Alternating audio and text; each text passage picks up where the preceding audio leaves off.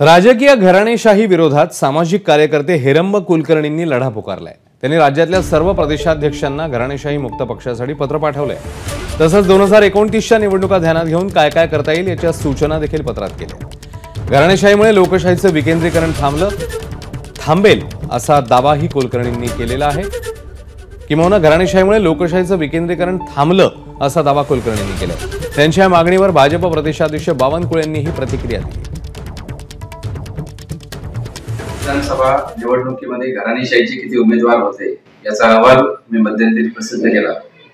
पण आता याचा फॉलोअप म्हणून नवीन वर्षामध्ये मी राज्यातील सर्व प्रदेश अध्यक्षांना पत्र लिहिले आणि त्या पत्रामध्ये असं आवाहन केलं आहे की 2029च्या निवडणुकीची तयारी आतापासून आपण करावी आणि ज्या ठिकाणी घराणेशाहीचे उमेदवार आहेत त्या ठिकाणी पर्याय म्हणून आपण सर्वसामान्य कुटुंबातील उमेदवारांना बळ देणं हे काम आतापासून करायला हवं। याच्या पत्रामध्ये मी 4 मागण्या केल्या आहेत। कुठल्याही नेत्याचा मुलगा होणे किंवा घराणेशाहीमधला एखादा युवा युवती राजकारणात येणे हे काही गैर नाही, पण घराणेशाहीच्या संस्कारावर त्याला तिकिटा देता त्यांच्या कर्तृत्वावर त्यांना राजकारणामध्ये संधी द्यावी असा आमचा नेहमीचा प्रयत्न आहे।